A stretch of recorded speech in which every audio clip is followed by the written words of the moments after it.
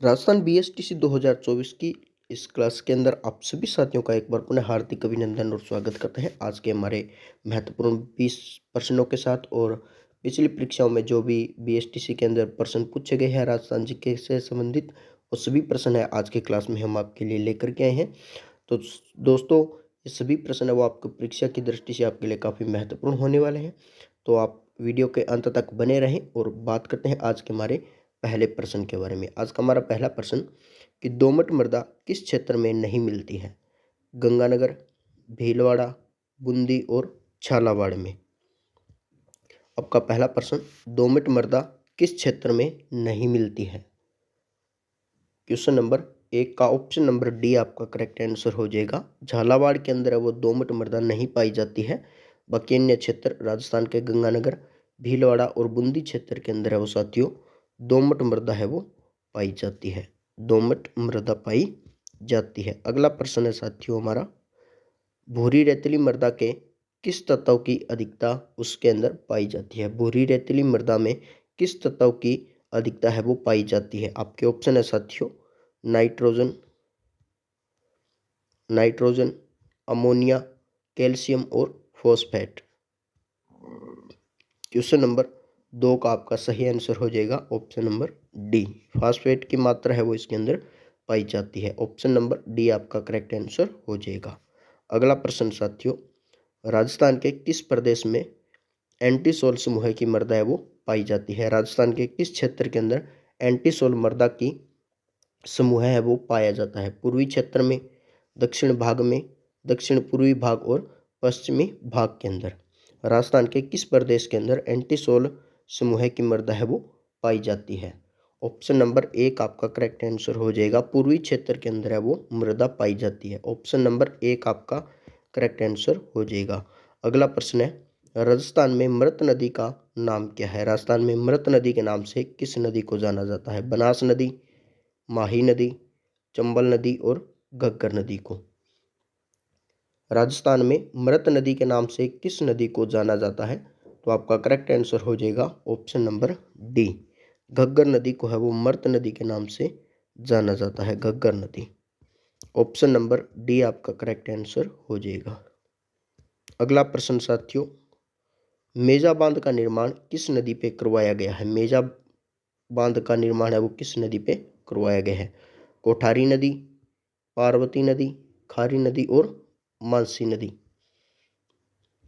मेजा बांध का निर्माण किस नदी पे करवाया गया है? तो ऑप्शन नंबर 1 आपका करेक्ट आंसर हो जाएगा कोठारी नदी पे।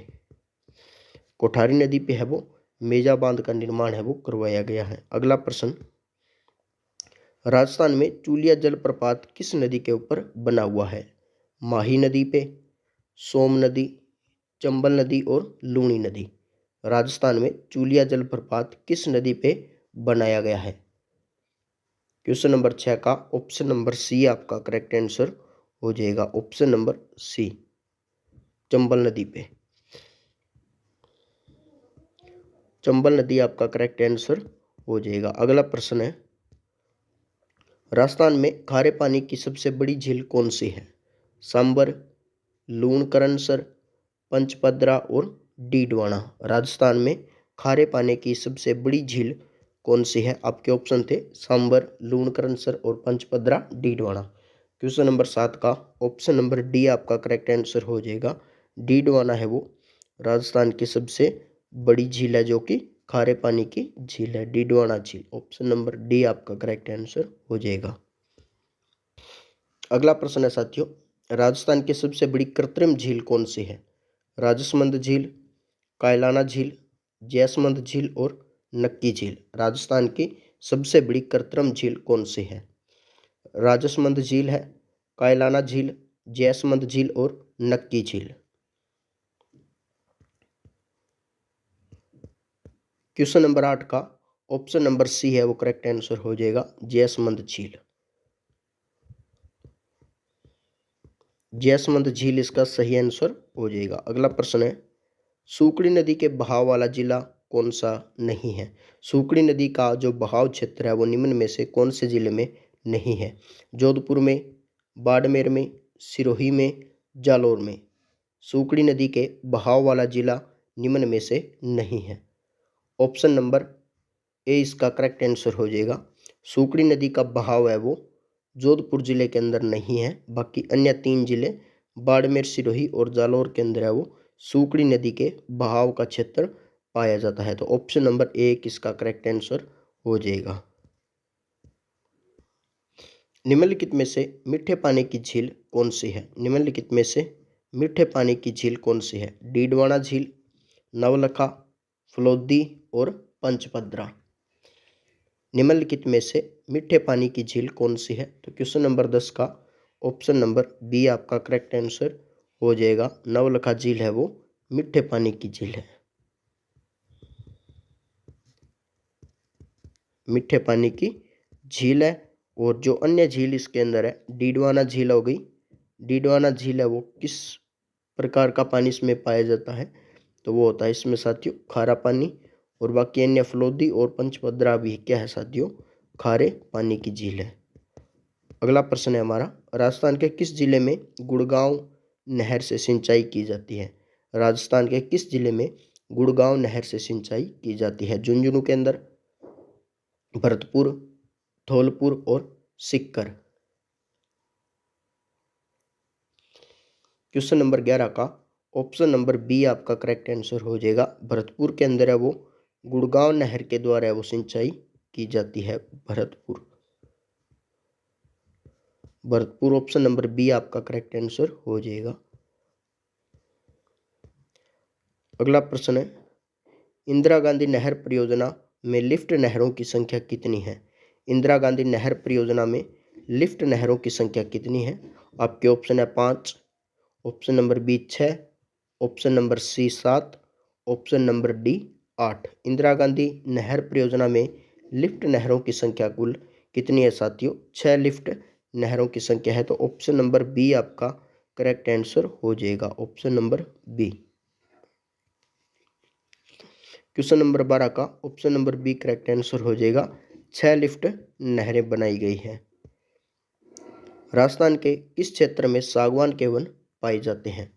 राजस्थान के किस क्षेत्र में सागवान के वन है वो पाए जाते हैं? मध्य भाग में, उत्तर दक्षिण भाग में, उत्तर पूर्व भाग में और दक्षिण भाग के अंदर। राजस्थान के किस क्षेत्र में या फिर किस भाग में सागवान के वन है वो पाए जाते हैं? ऑप्शन नंबर एक आपका करेक्ट आंसर हो जाएगा। मध्य भाग के अंदर है वो पाए जाते हैं। अगला प्रश्न है, सेवण घास किस जिले में विस्तृत रूप से उगती है? सेवण घास किस जिले में विस्तृत रूप से उगती है? तो आपके ऑप्शन है साथियों बाड़मेर में, सीकर में, जैसलमेर में और जोधपुर में। सेवण घास किस जिले में विस्तृत रूप से उगती है? बाड़मेर, सीकर, जैसलमेर और जोधपुर में। क्वेश्चन नंबर 14 का ऑप्शन नंबर सी आपका सही आंसर हो जाएगा। जैसलमेर जिले के अंदर है वो सेवण घास सर्वाधिक मात्रा में पाई जाती है। जैसलमेर जिले के अंदर सेवण घास है वो सर्वाधिक मात्रा में पाई जाती है। अगला प्रश्न, रेगिस्तान का कल्प वृक्ष किसे कहा जाता है? बबुल को, खेजड़ी को, रोहिड़ा को, फोग को। रेगिस्तान का कल्प वृक्ष किसे कहा जाता है? क्वेश्चन नंबर 15 का ऑप्शन नंबर बी आपका करेक्ट आंसर हो जाएगा। खेजड़ी को है वो रेगिस्तान का कल्प वृक्ष कहा जाता है। अगला प्रश्न, लोक देवता गोगा जी का थान सामान्यतः किस पेड़ के नीचे लगाया जाता है? बबुल, बरगद, खेजड़ी और पीपल। लोक देवता गोगा जी का थान सामान्यतः किस पेड़ के नीचे है वो लगाया जाता है? क्वेश्चन नंबर 16 का ऑप्शन नंबर सी आपका करेक्ट आंसर हो जाएगा। खेजड़ी वृक्ष के नीचे है वो लगाया जाता है। पश्चिमी राजस्थान के में वनस्पति को सर्वाधिक नुकसान किन पशुओं के द्वारा होता है? पश्चिमी राजस्थान में वनस्पति को सर्वाधिक नुकसान किस पशुओं के द्वारा होता है? ऑप्शन नंबर ए आपका भेड़, ऑप्शन नंबर बी बैल, ऑप्शन नंबर सी गाय, ऑप्शन नंबर डी ऊंट। पश्चिमी राजस्थान के अंदर वनस्पति को सर्वाधिक नुकसान किन पशुओं के द्वारा होता है? तो ऑप्शन नंबर 1 इसका करेक्ट आंसर हो जाएगा। भेड़ों के द्वारा है वो सर्वाधिक नुकसान पहुंचता है। अगला प्रश्न है साथियों, दरा वन्यजीव अभ्यारण्य किस जिले में स्थित है? कोटा में, पाली में, अजमेर में और धौलपुर में। दरा वन्यजीव अभ्यारण्य किस जिले में स्थित है? ऑप्शन नंबर 1 आपका करेक्ट आंसर हो जाएगा। कोटा के अंदर स्थित है साथियों। कहाँ पे स्थित है? कोटा में। कोटा आपका करेक्ट आंसर हो जाएगा ऑप्शन नंबर 1। चलिए बात करते हैं आज के अगले प्रश्न के बारे में। तो अगला प्रश्न है साथियों, गोडावन पक्षी राजस्थान के किस क्षेत्र में पाया जाता है? गोडावन पक्षी राजस्थान के किस क्षेत्र में है वो पाया जाता है? पूर्वी मैदान, मध्यवर्ती मैदान, दक्षिण पठार और पश्चिमी राजस्थान में। गोडावन पक्षी राजस्थान के किस जिले में या फिर किस क्षेत्र के अंदर है वो पाया जाता है? ऑप्शन नंबर डी आपका सही आंसर हो जाएगा। पश्चिमी मरुस्थल भाग के अंदर है वो। राजस्थान का राज्य पक्षी गोडावन है वो पश्चिमी मरुस्थल के अंदर पाया जाता है। अगला प्रश्न, शेरगढ़ अभ्यारण्य किस जिले में स्थित है? कोटा में, भीलवाड़ा में, बारा में, चित्तौड़गढ़ में। क्वेश्चन नंबर 20 का ऑप्शन नंबर सी आपका करेक्ट आंसर हो जाएगा, 12 में।